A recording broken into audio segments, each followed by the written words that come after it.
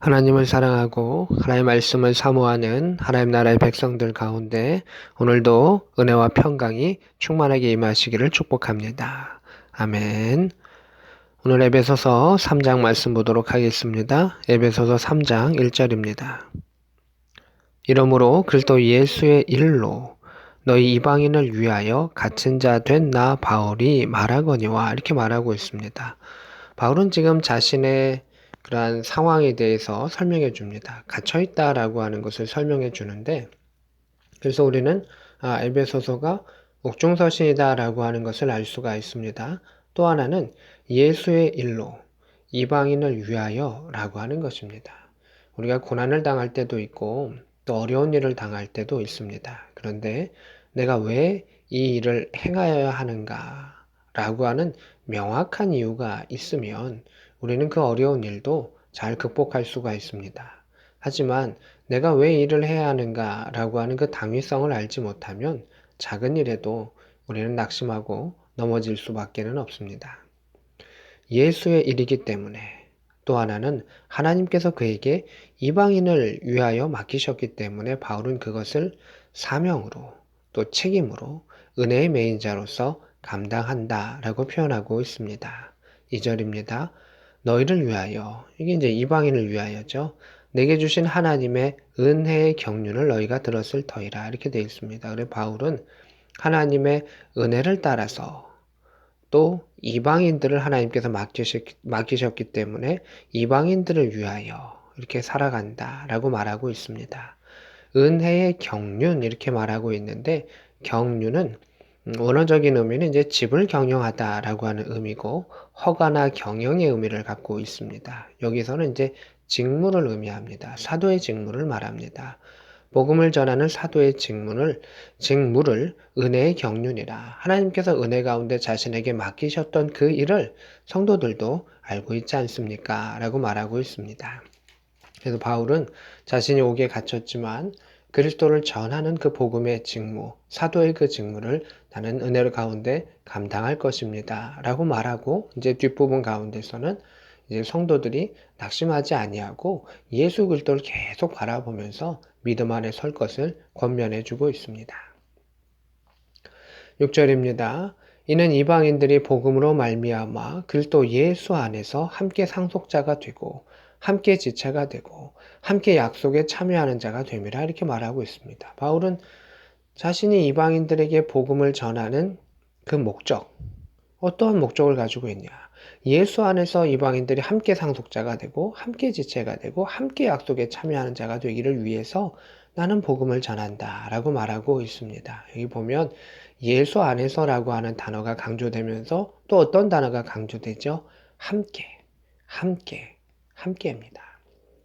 바울 서신 가운데서는 예수 안에서라고 하는 단어가 참 많이 나오는데 그 중에서도 집중적으로 예수 안에서라고 하는 단어가 나오는 것이 어디겠습니까? 에베소서입니다. 에베소서는 교회 안에서 또 성도들이 예수 그리스도를 통해서 하나가 되어야만이 또는 함께 되어야만이 환난과 여러 가지 모든 일들 가운데 이겨낼 수 있고 믿음 안에 흔들리지 아니하고 전진하고 승리할 수 있다라는 것을 강조하고 있습니다.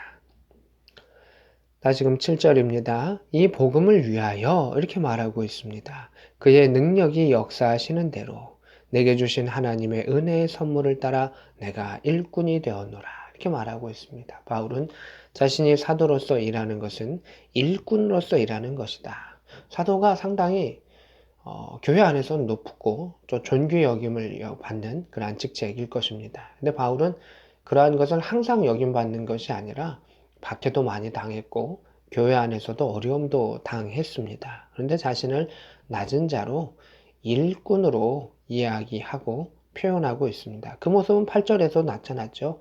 모든 성도 중에서 지극히 작은 자보다 더 작은 나라고 하면서 바울은 사도이지만 나는 하나님의 은혜에 의해서 일을 맡김을 받았기 때문에 나는 복음을 위하여 일하는 존재다 라는 것을 계속해서 말하고 있습니다. 그의 능력이 역사하시는 대로 이렇게 말합니다. 사람의 힘으로 할 수 없다는 것입니다. 하나님께서 공급해 주시는 힘으로 하나님께서 행하시는 대로, 하나님께서 능력을 우리에게 허락하시고 행하시는 대로 우리는 하나님의 은혜에 따라서 일꾼으로서 그것을 감당하는 것입니다. 일꾼은 그저 충성되이 나아가면 됩니다. 일꾼은 개인의 능력이 아니라, 특별히 복음의 능력, 복음의 일꾼은 자신의 능력이 아니라 하나님의 능력으로 행하는 것이고, 우리는 하나님의 은혜의 선물을 받았기에 그거에 감사와 감격과 감동하는 마음 속에서 순종하며 나아가는 것입니다.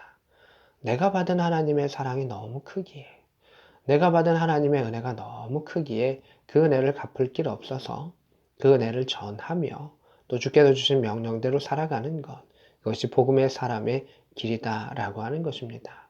근데 하나님께서 우리에게 모든 사람에게 참 큰 은혜를 주셨는데, 모든 사람이 그 은혜를 깨닫는 것이 아니요, 모든 사람이 다 하나님의 그 은혜의 손을 붙잡는 것은 아니다라고 하는 것입니다. 그래서 다른 사람에 의지하여 또 다른 사람을 따라서 교회 다니는 사람들이라면 그 사람들은 하나님의 은혜의 손을 붙잡는 것이 아니라 사람의 손을 붙잡기 때문입니다. 다시금 8절로 들어갑니다. 바울은 모든 성도 중에서 지극히 작은 자보다 더 작은 자신을 표현하고 있습니다. 그런데 자신에게 이 은혜를 주신 것은 측량할 수 없는 그리스도의 풍성함을, 이 풍성함은 사랑을 표현한 하나님의 은혜의 큰 것을 의미하는 것이죠. 이방인에게 전하게 하시고, 이방인들이 그것이 비밀이고 계시이고 너무나 크기 때문에 잘 깨닫지를 못하는 겁니다. 그래서 그것을 복음 안에서 우리가 전해야 된다. 또 부활의 증인으로서 전해야 한다라고 하는 것입니다. 예수 그리스도의 십자가의 부활의 사건은 하나님의 사랑이 얼마나 큰가, 하나님 얼마나 전능하신 분인가를 우리에게 가르쳐주는 놀라운 사건이기 때문입니다. 9절입니다. 영원부터 만물을 창조하신 하나님 속에 감추었던 비밀의 경륜이 어떠한 것을 드러나게 하려 하심이라. 예수 그리스도를 우리 안에 보내시고 역사하시고 계획하셨던 모든 하나님의 경영과 일들, 그것을 이제 비밀의 경륜이라 말합니다. 이미 있지만 그것은 모든 사람이 발견할 수 있는 것이 아니오, 모든 사람이 깨달을 수 있는 것이 아니기 때문에 비밀의 경륜이라고 이야기합니다. 근데 비밀은 누군가가 말해주면 알 수가 있고 발견할 수 있고 깨달을 수가 있습니다. 그래서 그것을 드러나게 하려 하심이라. 하나님께서 이것을 드러나게 하려 하셨는데 복음의 사람들을 통하여, 사도와 선지자들을 통하여 그것을 드러나게 하신다라는 것입니다. 11절입니다. 영원부터 우리 주 그리스도 예수 안에서 예정하신 뜻대로 하신 것이라. 하나님께서는 이미 영원 전부터 예수님을 통하여 그 구원의 계획을 이루고자 하셨다라고 하는 것을 말합니다. 12절입니다. 우리가 그 안에서 그를 믿음으로 말미암아. 이 로마서랑 약간 비슷한 색깔이 에베소에서도 나옵니다. 믿음으로 말미암아 담대함과 확신을 가지고 하나님께 나아갈 수 있다라고 말하고 있습니다.